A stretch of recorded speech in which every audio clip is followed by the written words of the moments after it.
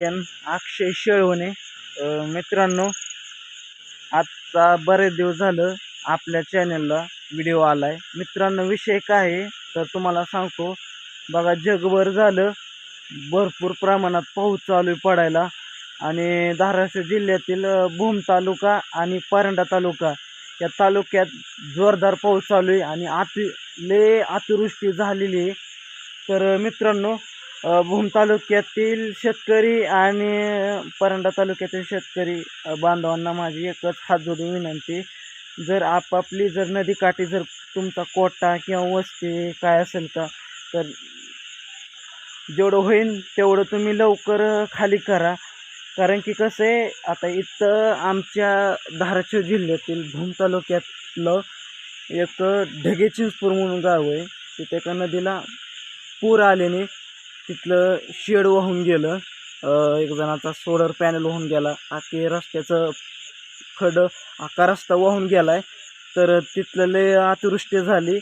तर तुम्हाला एक हात जोडून सांगाय माझं म्हणणं आहे, तर तुम्ही जवळ चाल नदीकाठी आसपास, तर लवकरात लवकर ती जागा सोडा. कारण कसं आहे, पाऊस कधी पण येऊ शकतोय आणि कधी पण तुमची हानी होऊ शकते, अतिवृष्टी होऊ शकते. बरं झालं इकडं संगोबा करमाळ्याला जाते संगोबा, त्या संगोबाच्या मंदिराला पण पाणी आहे. आणि इथं जगदळवाडी परंडा तालुक्यात गाव आहे बघा, जगदळवाडी, त्या गावातून पाणी शिरले. बेलगावला पण पाणी शिरले. बेलगावमध्ये पण एका शेतकऱ्याचं गाय वाहून गेल्या, तर त्याचं किती पण त्याची जनावरं मेले, तर सगळी अतिवृष्टी झाली.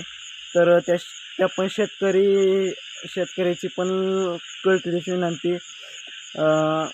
तर येतात आपले माननीय प्राध्यापक आरोग्यमंत्री डॉक्टर तानाजीराव सावंत साहेब येतात, सगळी विचारपूस करतात. आणि आपले धाराशिव जिल्ह्याचे खासदार ओमदादा निंबाळकर साहेब ती पण येऊन गेले, तर ती पण मदत करू लागतात चांगली. आणि बरेच असे नेते येतात, बघून जातात, तर काही विषय नाही. तर माझी एकच तुम्हाला हात जोडून विनंती, आताच्या आता तुम्ही नदीकाठी जर असतान, तर तुम्ही आताच्या आता जागा सोडा.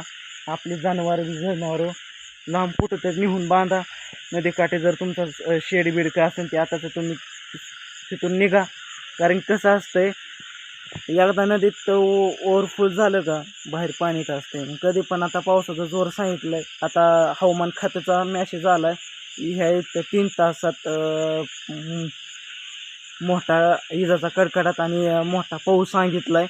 तर माझ्या शेतकऱ्या बांधवांना माझी एकच हात जोडून विनंती, तुम्ही आत्ताच्या आत्ता नदीकाठी जर तुमचं शेड बीड काय असेल तर आता ते सोडा.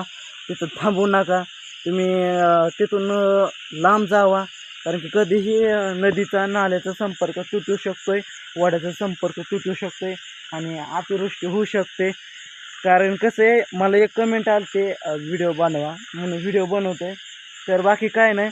तर माझी एकच शेतकऱ्यांना हात जोडून विनंती, बघा इथं आमच्या तर भूम तालुक्यात पाटसांगवीचा अख्खा पूल वाहून गेला आहे. पूल पण पडला आहे खाली. आता तिकडं माणसांना इकडे येता येत नाही आणि इकडल्या माणसांना तिकडे जाता येत नाही.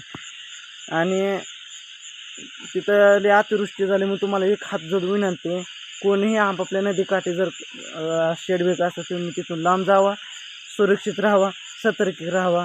कारण की पाऊस कधी पण येऊ शकतोय. आणि 2 दिवस आता बरेच दिवस बघा, 10-15 दिवस झालं पाऊस येतोय जातोय. मोठ्या प्रमाणात हानी होती, अतिवृष्टी होती. तर माझी यूट्यूब फॅमिलीला आणि माझ्या जर यूट्यूब फॅमिलीमध्ये कोण शेतकरी बांधव असेल, तर तुम्ही आताच्या आता सोडा. तर का तर तुमच्या जीवाला धोका आहे. तर तुमचं सगळं अख्खा संसार वाहून जातोय. काय नाही बघा, तिथून सोडा. कारण की एकदा नदीचं पात्र ओव्हरफुल झालं का, नदी कधीही साखळी सोडू शकते. तुमच्या कधीही शेतामध्ये अख्खी वस्ती किंवा शेड अख्खं वाहून जाईल. तर तुम्ही जागा सोडा, सतर्क राहावा. आणि हा व्हिडिओ जास्तीत जास्त शेतकऱ्यापर्यंत पाठवा.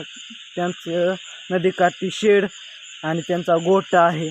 तर बघा, सोडा. माझी एवढीच विनंती, काय नाही. दोन शब्द बोलून त्याचा व्हिडिओ संपवतो. पुढे व्हिडिओ भेटतो. तर मस्त बाय. जय हिंद.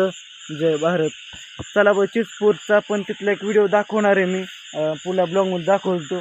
तिथं कशी अतिवृष्टी झाली, किती कसं हानी झालं आहे, तिथे कनेक्शन कशी आता सध्याला, तर त्याचा पण मी पार्ट टाकतो. तर खाली कमेंट करा पार्ट 2साठी. चला ह्या व्हिडिओला इथं